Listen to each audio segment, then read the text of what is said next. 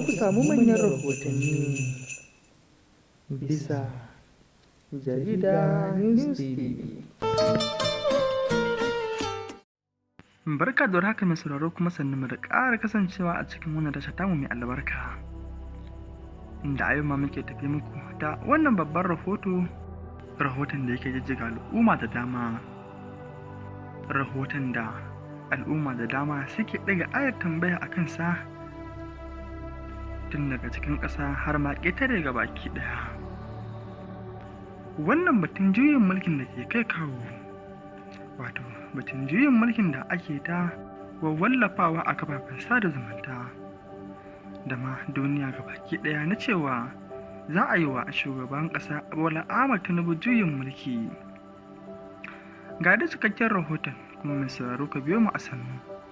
Idan har kai bako ne a wannan tashar ta mai albarka ka dangwala mana subscribe haɗi da ƙararrawa domin ƙara kasancewa da mu a kowane lokaci da zarar mun sake manyan rahotannin mu. Lalle wannan batu na juyin mulki yana nema ya kawo tashina a cikin wannan ƙasa gabaki ɗaya. Sai dai hukumomin da suka danganci gwamnati sun musanta wannan zargi da ma wannan batu gabaki ɗaya. A ta gefe guda kuma hukumomi na wallafa labarai da al'umuran yau da kullum na cikin wannan ƙasa suna gaskata wannan zance tare da yunkurin tono lalle daga ina wannan tushen batu ya fito. Wato dai abin da ta Bahaushe yake cewa ruwa baya tsami banza, domin a cewar wakilan 'yan zazo ne inda har wannan magana ba ta taɓa tashi ba to babu ta yadda za a ce an fara wallafa wannan bayani na juyin mulki. Sai dai a la'akari da aka yi da kuma duba na tsanaki tun tsohon zance ne da ya taso na yin juyin mulkin, wato a tun lokacin da aka yi juyin mulki a ƙasar Nijar.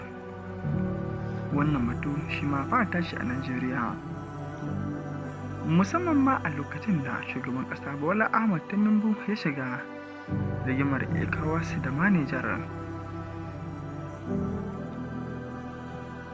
A tun wannan lokacin ne masu hange suka hango a yanzu cewa wannan batu ne ko ake jujjuya shi har ya kawo zuwa wannan lokaci. Mai sauraro ka ci gaba da biyo mu a sannu duba da lokaci za mu ɗan tsahirta da wannan labari a yanzu. Sai dai kuma nan da ba da jimawa ba za mu kawo maka cikakken rahoton da ma mankanin su.